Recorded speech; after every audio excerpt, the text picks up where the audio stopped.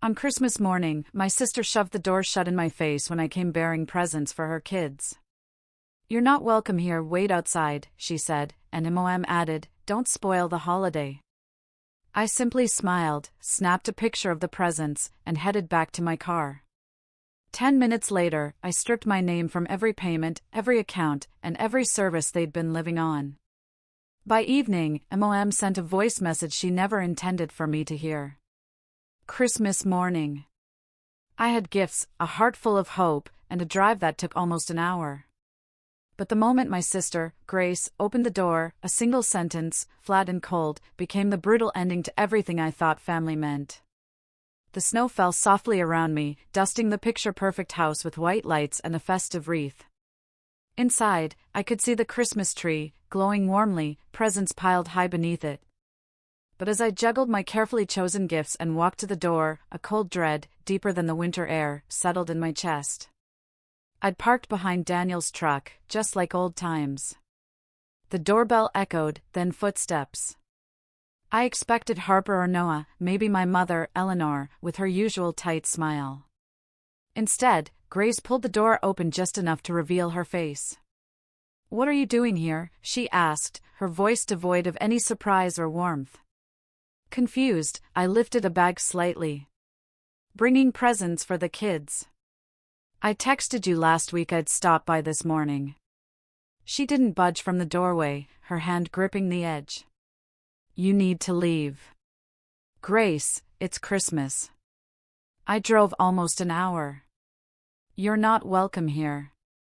Stay outside."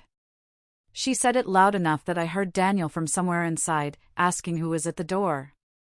My stomach dropped. Can I at least give these to Harper and Noah? I spent weeks finding them. Then Eleanor's voice drifted from the hallway behind Grace. "Don't ruin the holiday." She appeared next to my sister, arms crossed. "We're having a nice morning. Just go home." I just stood there, clutching those bags of carefully chosen gifts, staring at my mother and sister like I'd never seen them before. Noah's laugh carried from the living room, bright and innocent. Harper was probably playing with whatever she'd already opened. They had no idea I was standing just 15 feet away. Something cold and certain settled in my chest. I set the bags down on the porch, pulled out my phone, and took a photo of them, sitting there in the snow. The flash reflected off the silver wrapping paper. "What are you doing?" Grace's eyes narrowed. "Documenting." I picked up the bags, turned, and walked back down the steps, spine straight, head held high. The snow crunched under my boots. "Drama queen," I heard Eleanor mutter before the door slammed shut. I loaded the gifts back into my car, started the engine, and sat for a moment, hands on the steering wheel. My phone was already out. The first call went to Verizon. "Hi. Yes, I need to remove 2 lines from my family plan." My voice sounded steadier than I felt. "Grace Crawford and Harper Crawford. Effective immediately." The customer service rep asked if I was sure, mentioned early termination. I confirmed. She processed the request. While she did that, I opened my banking app. The shared Netflix account went next. Then Hulu. Then the Spotify family plan that included Eleanor, Grace, and Daniel. My fingers moved across the screen with mechanical precision, clicking through settings and confirmations. Eleanor's car insurance was under my policy because I'd gotten her a better rate through my company's group plan 3 years ago. I called State Farm, left a detailed message requesting her removal, and followed up with their online form. The representative who called me back on the 26th asked if I understood Eleanor would need to find her own coverage. I understood perfectly. Grace's gym membership at Equinox came through my corporate discount. I logged into the portal and canceled it. The yoga studio membership I'd gifted her last birthday? Gone. The Amazon Prime account they all used? Switched to a single user plan under my name only. Daniel's truck payment came out of my account every month because he'd had credit problems after his business failed. I'd been helping them for 18 months, eating the $400 payment myself because family helps family. I opened the auto loan website and removed my banking information, then called the loan company to ensure no future charges would process. The storage unit where they kept their overflow furniture and seasonal decorations was rented under my name. I contacted the facility and gave 30 days notice, which meant they had until late January to move everything out. Otherwise, the facility would auction them off according to Maryland state law. My phone showed 10:17 when I finished. The whole process had taken 47 minutes. I backed out of the driveway and headed home, passing houses with inflatable Santas and light displays that probably cost more than my monthly electric bill.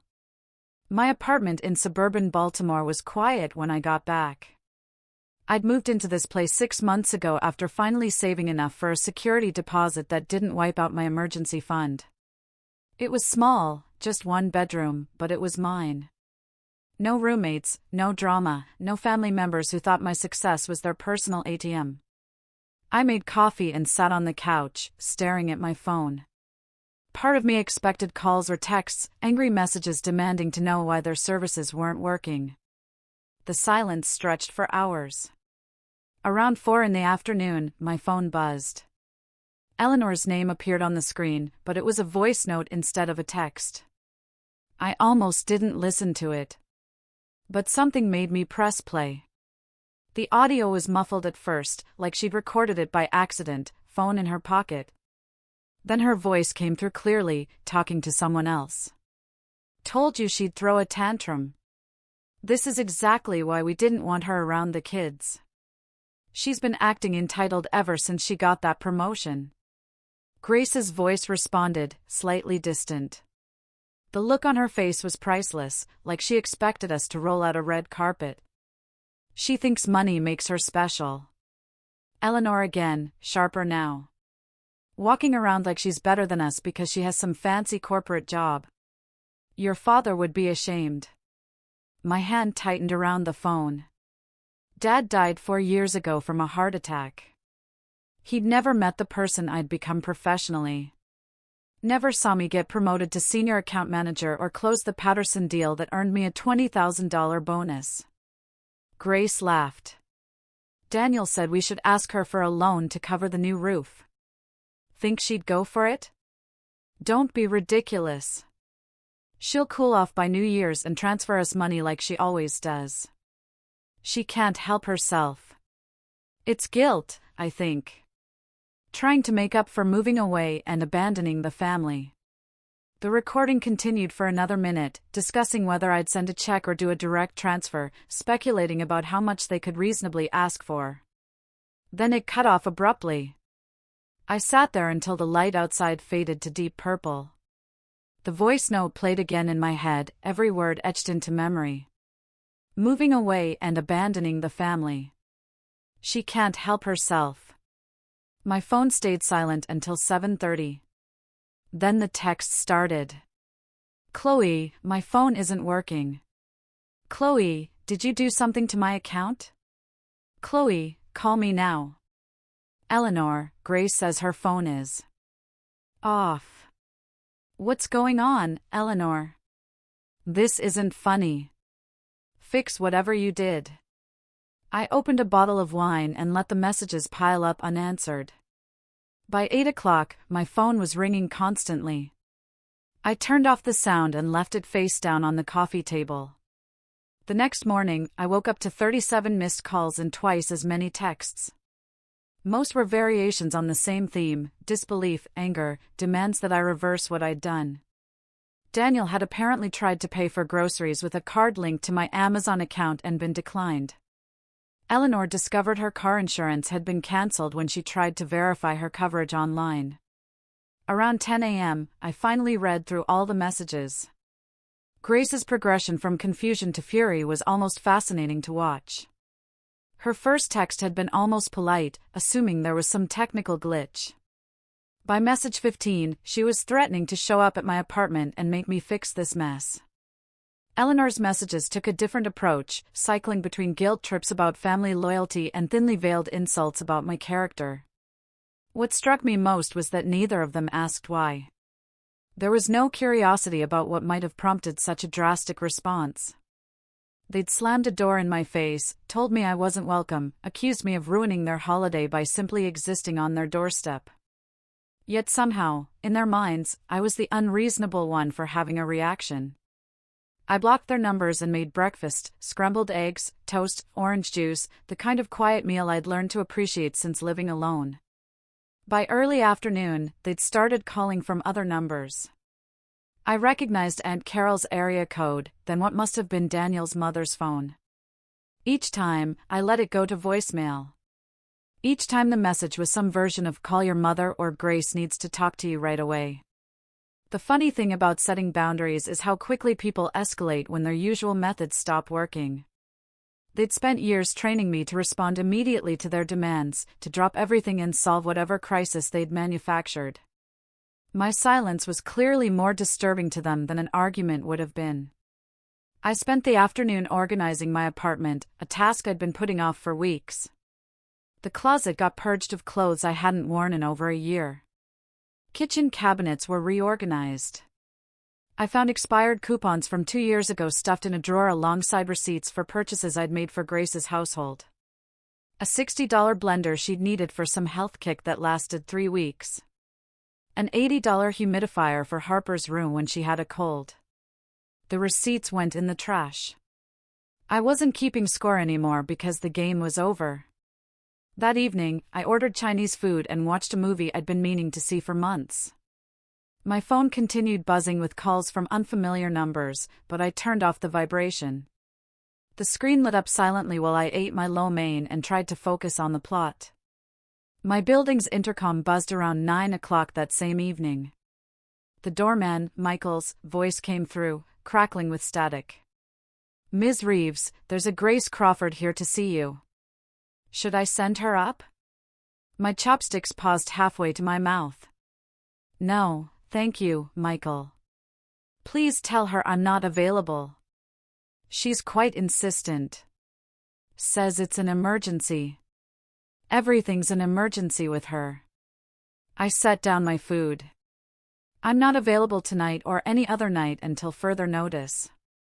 She's not on my approved visitor list." Michael's voice dropped lower, professional discretion kicking in. "Understood. I'll handle it."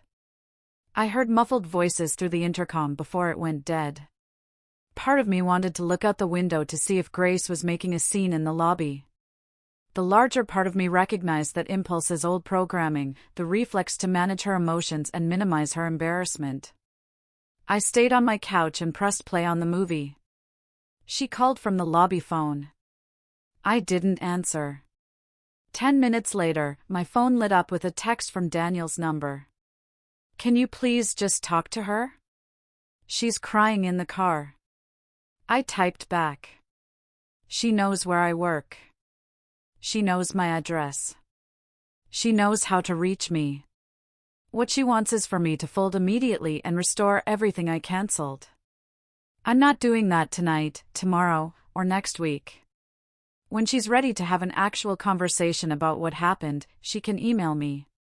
3 dots appeared, then disappeared. No response came. The week between Christmas and New Year's was typically slow at work, but I volunteered to cover the office in our downtown Baltimore location. My boss seemed grateful, mentioning something about young employees never wanting to work during the holidays anymore. I didn't tell her I was hiding. The office was safer than my apartment, where family members might ambush me in the parking lot or lobby. My desk became a sanctuary. I caught up on filing, reorganized my digital folders, and drafted proposals for Q1 that didn't need to be written until mid-January, anything to keep my mind occupied and my hands busy. Olivia found me there on December 28th, eating a sad desk salad and reviewing expense reports. She knocked on my cubicle wall despite the space being open. "You're here late." "Just finishing up some paperwork." I didn't look up from my computer. She pulled up a chair anyway. "What's really going on? You've been here past 7 every night this week." "That's not like you." I considered deflecting, offering some excuse about year-end deadlines. Olivia had this way of seeing through corporate politeness straight to the truth. Family stuff. It's easier to be here than home right now. The holidays will do that. She opened a bag of pretzels from her desk drawer and offered me some. My brother didn't speak to me for 6 months after I refused to loan him money for his third failed startup. He came around eventually, but it was rough. What made him come around? I took a pretzel even though I wasn't hungry. He grew up. Olivia shrugged. Realized that being related doesn't mean having unlimited access to my bank account. Some people figure that out, others just find new people to use. We sat there in comfortable silence for a while. Olivia didn't push for details or offer unwanted advice. She just existed in the space with me, making it feel less lonely. When she finally left around 8, she squeezed my shoulder and mumbled for me to go home and get some sleep. I waited another hour before leaving, just to be safe. New Year's Eve arrived without fanfare. I'd been invited to Olivia's party, but the thought of making small talk and pretending to be festive felt exhausting. Instead, I bought a nice bottle of wine, made pasta from scratch, and watched the countdown on television from my couch. When the ball dropped, I thought about last year. I'd been at Grace's house, watching Noah try to stay awake until midnight while Harper practiced her violin in the next room. Eleanor had made her famous cheesecake. Daniel had told terrible dad jokes that made everyone groan. It had felt like family, messy and imperfect, but fundamentally solid. I hadn't known then that they were already planning their budget around my contributions for the coming year. That Eleanor was telling Grace to ask me for help with the new roof, treating my money like a shared resource. That my presence was tolerated as long as I remained useful. The apartment felt quiet as the celebration ended and late-night programming took over. I washed my wine glass and thought about the year ahead. Freedom was supposed to feel liberating, but mostly it felt heavy with the weight of relationships that couldn't survive honesty. January brought cold that settled deep into your bones. The kind of Maryland winter that made you question why anyone chose to live this far north. I bundled up for the commute to work, grateful for heated seats and the blast of warm air from the vents. The first Monday back after the holidays, I found an envelope on my desk.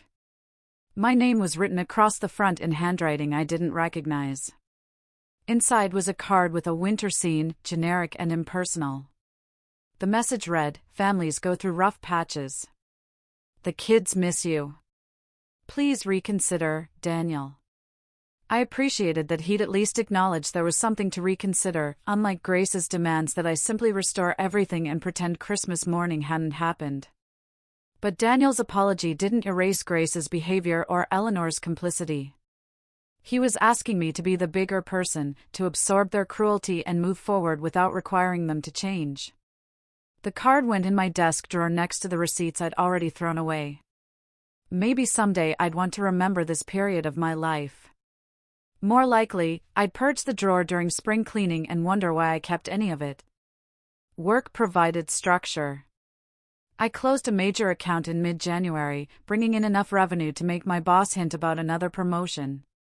The commission check was substantial, enough to cover 3 months of rent with money left over for the vacation I'd been planning. I thought about how that money would have been absorbed by family needs in the past, Grace's car breaking down, Eleanor needing dental work, Daniel's truck requiring new tires. My success would have been measured by how quickly I could solve their problems rather than what I'd accomplished professionally. The commission cleared on a Friday. I celebrated by booking a trip to Denver, Colorado for February. A place none of my family had connections to, where I could walk around without worrying about running into cousins or family friends who'd want to know why I was avoiding everyone. By late January, the storage unit deadline had passed. Daniel sent me a brief email confirming they'd moved everything out on the last possible day. "Barely made it," he wrote. "Had to rent a U-Haul and cram everything into our garage." Grace, still furious about the cost, but at least we didn't lose anything. I didn't respond to that message. The storage unit had been one more thing I provided without ever being asked if I wanted the responsibility. Its resolution felt like closing a door that should have been shut years ago. 3 days later, Eleanor showed up at my apartment. I saw her through the peephole, finger poised to press the doorbell a second time. I didn't open the door. I know you're in there. Her voice carried through the walls. This is childish. We're a family. I turned up the volume on my television and waited. She rang the bell 4 more times before giving up. Work resumed after New Year's, which gave me something to focus on besides the ongoing family meltdown. My colleague Olivia asked if I'd had a good holiday. I told her it was quiet, uneventful. She seemed satisfied with that answer. The voice note haunted me during slow moments. I'd replay sections in my head, analyzing the tone, the casual cruelty of discussing me like I was a resource to be managed rather than a person. Your father would be ashamed. That line cut deeper than the others. Dad had worked construction his entire adult life, coming home with sore muscles and concrete dust in his hair. He'd been proud when I graduated college, the first person in our family to earn a degree. He'd helped me move into my first apartment, carrying boxes up 3 flights of stairs despite Eleanor insisting he'd hurt his back. You're going places, kid, he'd said, wiping sweat from his forehead. Don't let anyone make you feel bad about it. I wish he'd been more specific about who anyone might include. February brought Valentine's Day, another attempt at contact. This time, Grace sent a letter to my office. The envelope had my name written in her looping handwriting, forwarded through the company mail system. Inside were 2 pages of single-spaced explanation. She was sorry about Christmas morning. Eleanor had been stressed about money. Daniel's hours had been cut. The kids missed me. Could we please talk? The letter never mentioned the voice note. It never acknowledged the years of financial support I provided or the casual expectation that I'd continue indefinitely. It asked me to be the bigger person, to remember that family forgives. I filed it in my desk drawer and didn't respond. March came with warmer weather and news through extended family. Aunt Carol, Eleanor's sister, who had always maintained a neutral stance in family conflicts, called to ask if I knew Grace was looking for a new apartment. Their landlord had increased the rent, and without my monthly contribution to their household budget, they couldn't afford to stay. Your mother thinks you're being vindictive, Carol said carefully. But I told her I wanted to hear your side before forming an opinion. I told her about Christmas morning. The door in my face, the dismissal, the gifts left on the porch. Then I sent her the voice note. Carol was quiet for a long time after listening. I had no idea they'd been that dependent on you financially. They weren't dependent. I was enabling. The distinction felt important. They planned their life around my income without ever asking if I was willing to be part of that plan. What do you want to happen now? She asked it gently, without judgment. I want them to figure out their own finances. I want to stop being treated like an obligation instead of a person. My throat felt tight. I want my father's memory to be something other than a weapon they used to manipulate me. Carol sighed. I'll talk to your mother, but you should know she's telling people you cut them off over a misunderstanding, that you're holding a grudge over nothing. Let her tell whatever story makes her feel better. I meant it. April arrived with cherry blossoms and a promotion. Senior Director of Account Management, with a salary that would have made my family's demands seem like pocket change. I celebrated with Olivia and a few other colleagues, drinking expensive cocktails at a rooftop bar and watching the sunset over the city. The promotion came with additional responsibilities and a team to manage. 3. Direct reports who looked to me for guidance and mentorship. I found myself enjoying the leadership role more than I'd expected. Teaching someone else how to navigate difficult clients or structure a proposal gave me purpose beyond hitting quarterly targets. One of my new team members, a recent graduate named Maya, reminded me of myself at 23. Eager, hardworking, perpetually worried she wasn't doing enough.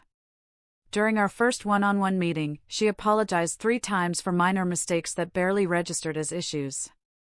You're doing fine, I told her, reviewing her client correspondence. Better than fine, actually. Your follow-through is excellent. I just don't want to let anyone down. She twisted her pen between her fingers. My family sacrificed a lot for me to go to college. I need to make it count. Something in her tone made me pause. That's a lot of pressure to carry. It's just how it is, she said it matter-of-factly, like the weight was normal. They helped me, so now I help them. My mom hasn't worked since I was 12. My dad's hours got cut. That's what family does. I thought about that conversation for days afterward. The casual acceptance of obligation as love. The belief that financial support was the only currency that mattered in family relationships. Maya was at the beginning of a path I'd already walked, and I couldn't tell her where it led without sounding bitter or damaged. Instead, I started modeling different behavior. When she mentioned her brother asking for money to cover rent, I asked questions instead of offering solutions. How does that impact your budget? Do you have emergency savings left? Gentle prompts that made her think critically about the pattern. She came to her own conclusions eventually. I think I need to say no this time. He's not trying very hard to find work and I can't keep bailing him out every month. That takes courage, I said, meaning it. Did you ever have to do something like that? She looked at me with those earnest 23-year-old eyes. Set boundaries with family? Yes. I didn't elaborate. It was one of the hardest things I've ever done, but I don't regret it. The conversation shifted to work topics, but I felt like I planted a seed. Maybe Maya would learn earlier than I did that protecting yourself isn't selfish. Maybe she'd avoid years of resentment building while she funded other people's choices. My phone stayed silent. No congratulations, no acknowledgement. I hadn't expected any. May brought warmer weather and an unexpected email from Daniel. The subject line read, "No expectations, just information." Inside was a brief update about the kids. Harper had joined the debate team and was apparently destroying her competition with logical arguments. Noah had discovered dinosaurs and wouldn't stop talking about the Cretaceous period. The email ended with, "I know you're not ready to reconnect. I'm not asking you to. Just thought you might want to know they're doing okay." It was the first communication from anyone in my family that didn't include demands or guilt trips. I read it 3 times, looking for hidden agendas or manipulation tactics. Finding none, I sent a short reply. "Thank you for letting me know." Daniel wrote back within an hour. "Grace doesn't know I'm emailing you. She's still angry. Eleanor is Eleanor, but I figured you deserved to hear about your niece and nephew without all the other baggage." "I appreciate that," I typed. "How are you holding up?" "Honestly, it's been rough. Money is tight.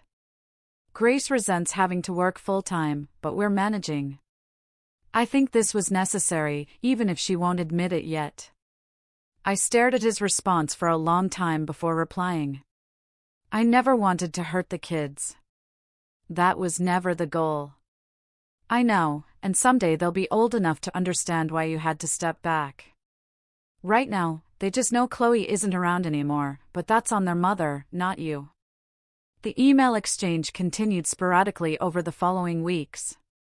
Daniel would send updates about school events or funny things Noah said. I'd respond with questions or brief acknowledgements. We maintained careful boundaries, never discussing the larger family conflict or speculating about future reconciliation. Through these updates, I learned that Grace had taken a job at an insurance company doing claims processing. Before Christmas, she'd been working part-time at a boutique, something that barely covered her personal expenses while I subsidized the household. She hated the full-time work, according to Daniel, but the benefits were good and the pay was steady. Eleanor had moved in with them temporarily to save money on her rent, which was apparently creating new tensions in the household. "Your mother and Grace are too much alike," Daniel wrote in early June. Neither one wants to admit they were wrong about how they treated you. So instead, they've built this narrative where you're the villain who abandoned the family over a minor disagreement. Is that what you think happened? I asked. A minor disagreement? Hell no. They slammed the door in your face on Christmas morning and then talked about you like an ATM. That voice note Grace accidentally sent was eye-opening. I just never realized how bad it was until everything fell apart. I saved his emails in a folder labeled Daniel. Maybe having one family member who understood the reality was worth something. Or maybe I was just desperate for any connection to the people I'd once considered my immediate family. June also brought my trip to the coast, a long weekend in a rental house overlooking the ocean. I'd invited Olivia and 2 other friends from work. We spent 3 days eating seafood, playing board games, and watching sunsets that painted the sky in impossible colors. On the last night, we sat around a fire pit on the deck. Olivia was telling a story about her disastrous first apartment when she turned to me. You seem different lately. Lighter, somehow. Lighter? I wasn't sure what she meant. Like you're not carrying something heavy anymore. She poked the fire with a stick. When I first met you 2 years ago, you always seemed stressed, always checking your phone, worried about something. Now you're just here. The observation caught me off guard. I hadn't realized how much of my mental energy had been consumed by managing family expectations. Even before Christmas morning, I'd been perpetually braced for the next crisis or request. The subconscious tension of waiting for someone to need something. I cut off my family, I said quietly. The words felt strange to speak aloud to friends. Or they cut me off. Depends on who's telling the story. Olivia didn't look surprised. I figured it was something like that. You want to talk about it? So, I did. The whole story spilled out while the fire crackled and the ocean whispered against the shore below. Christmas morning, the voice note, the systematic dismantling of financial support. My friends listened without judgment, asking occasional questions, but mostly just witnessing. Do you think you'll ever reconcile? Someone asked when I finished. I don't know. It was the most honest answer I had. I think reconciliation would require them to acknowledge what actually happened, to take responsibility for how they treated me. I'm not sure they're capable of that. What would you need from them? Olivia's question was gentle but direct. If they showed up tomorrow wanting to fix things, what would it take? I thought about it while the fire died down to embers. A real apology. Not I'm sorry you're upset, but I'm sorry for what I did. Acknowledgement that they saw me as a resource rather than a person. Proof that they've made changes and aren't just coming back because they need money again. That's a high bar, Olivia observed. It should be. The alternative is going back to a relationship where I'm valued for what I provide instead of who I am. I pulled my jacket tighter against the ocean breeze. I'd rather be alone than return to that. The conversation drifted to other topics, but the confession had lifted something. I'd spoken the truth aloud to people who cared about me, and they hadn't told me I was being dramatic or vindictive. They just accepted that sometimes cutting off family is the healthiest choice you can make. Summer meant long days and weekend trips to the beach with friends I'd made outside the family circle. People who asked about my life without calculating how my success could benefit them. I learned to paddleboard and got a sunburn across my shoulders that peeled for a week. In August, Harper turned 11. I thought about her all day, wondering if she remembered the aunt who used to take her to the Children's Museum and buy her books about mythology. Noah would be 7 by now, probably playing soccer or baseball, assuming his birthday had already passed. I'd never know. September brought cooler weather and an unexpected encounter. I was leaving the grocery store when I saw Daniel loading bags into his truck. He spotted me at the same moment, his expression shifting through several emotions before settling on something like embarrassment. Hey! He closed the truck bed and walked over. Been a while, 8 months. I held my ground, paper bags balanced against my hip. Look, about Christmas. He rubbed the back of his neck. That was messed up. I tried to tell Grace she was being unreasonable, but your mom got in her head about it. Why are you telling me this?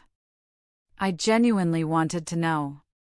Because I'm tired of watching my wife stress about money while refusing to admit why we're in this situation. He looked exhausted. She thought you'd always be there to catch us.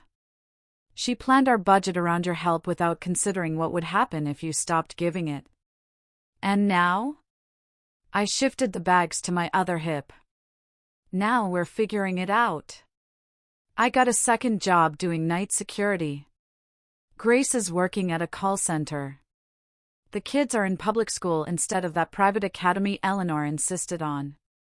He shrugged. It's harder, but at least it's honest. I didn't know what to say to that. Daniel had always been peripheral to the family drama. Married to my sister, but somehow separate from her worst impulses. For what it's worth, he continued, I listened to that voice note Grace accidentally sent you.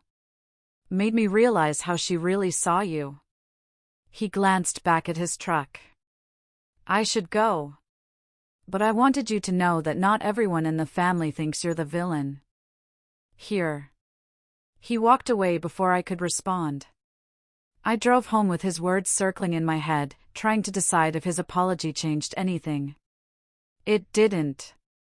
I realized Daniel's awareness of the problem didn't erase the years of being treated like a financial resource rather than a sister and daughter. October meant Halloween and memories of taking Harper trick-or-treating when she was Noah's age. She dressed as a princess, her costume carefully selected from the clearance rack at Party City because Grace said spending full price was wasteful. I bought her the crown she really wanted, the expensive one with fake gems that caught the light. I wondered if she still had it. November arrived with early snow and another letter, this time from Eleanor. The envelope was addressed in shaky handwriting, her cursive less steady than I remembered. Inside was a single page. I'm sorry for what I said on that recording.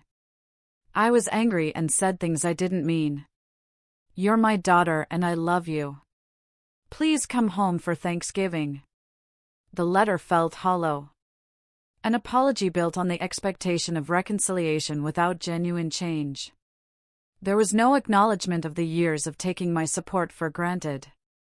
No recognition of how Christmas morning had revealed their true feelings. Just a plea to return to the status quo where I bankrolled their lives and received criticism in exchange. I didn't respond. Thanksgiving came and went. I volunteered at a homeless shelter, serving turkey and mashed potatoes to people who thanked me like the meal was a gift rather than an obligation. It felt better than any family dinner I could remember. December meant Christmas was approaching again, one full year since the morning that changed everything. I bought presents for Olivia's kids and donated to the toy drive at work. My apartment had a small tree with white lights, simple and peaceful. On Christmas Eve, my phone rang with a number I didn't recognize. I almost didn't answer, but something made me pick up. Hello? It's Noah. His voice was higher than I remembered. Still a little boy. Grandma gave me her phone. My heart stopped. Hey, buddy. How are you? I miss you. He said it simply, without drama. Harper said, you don't come around anymore because Mom was mean to you. I closed my eyes. It's complicated. Grandma says, you're punishing us, but Dad says you're just taking care of yourself. He paused. I don't really understand. I just wish you could come to Christmas again. I wish things were different, too. My voice cracked slightly, but sometimes grown-ups have disagreements that are hard to fix. Will you ever come back? He sounded so small. I don't know, Noah.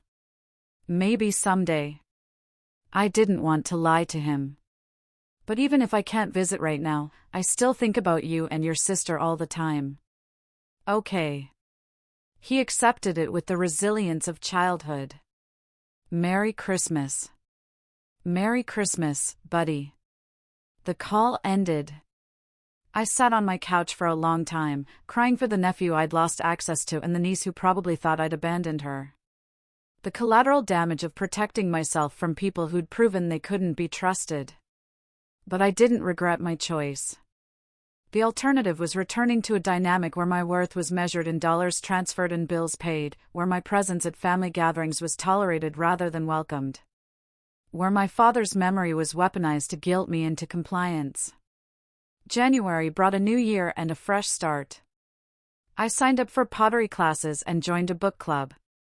My life expanded in directions that had nothing to do with obligation or family expectation. I made friends who knew me as Chloe, the woman who laughed too loud at jokes and always ordered dessert. Not Chloe, the sister who paid for everything. Not Chloe, the daughter who was supposed to sacrifice herself for family unity. The voice note still lived on my phone, tucked away in a folder I rarely opened. Sometimes I wondered if I should delete it. Remove the evidence of that casual cruelty. But it served as a reminder of why boundaries matter, why protecting yourself isn't selfish, even when people you love call it punishment. Spring arrived with rain and blooming flowers. I got a text from an unknown number that turned out to be Grace messaging from a new phone. "Can we talk?" I stared at it for an hour before responding. "About what? About fixing this? About being a family again?" "We can talk," I typed back. "But fixing it means acknowledging what broke it. Are you ready for that conversation?" The typing indicator appeared and disappeared 3 times before her response came through. "I don't know." At least she was honest. "Let me know when you figure it out," I replied. She didn't message again. Summer meant 1.5 years had passed since Christmas morning. I built a life that didn't revolve around managing other people's crises or funding their lifestyle choices. The guilt still surfaced occasionally, usually late at night when I was tired and vulnerable to old patterns of thinking. But mostly, I felt free. Free from the expectation that my success was communal property. Free from the resentment that built each time I transferred money to people who considered it their due. Free from the voice in my head that sounded like Eleanor, telling me I was abandoning the family by choosing myself. Dad would understand, I decided. The man who'd carried boxes up 3 flights of stairs and told me to go places wouldn't want me stuck in a cycle of being used by people who were supposed to love me. I didn't know if Grace would ever be ready for the conversation that might rebuild our relationship. I didn't know if Eleanor would ever apologize without expecting immediate forgiveness and restoration of my financial support. I didn't know if Harper and Noah would grow up resenting me or eventually understand why I'd walked away. What I knew was this: the woman who'd driven to her sister's house on Christmas morning with bags full of gifts wouldn't have survived another year of that treatment. The door slammed in my face was the last permission I needed to stop setting myself on fire to keep other people warm. I still had a photo I'd taken on the porch that morning. Gifts wrapped in silver and snowman paper sitting in fresh snow while my family celebrated inside without me. It lived in my phone's album labeled proof, a reminder that sometimes the people who are supposed to love you show you exactly who they are when you're no longer useful to them. And sometimes, the most powerful thing you can do is believe them the first time and walk. It's a tough lesson, learning that protecting yourself isn't always pretty. But tell me, after all that, what would you have done?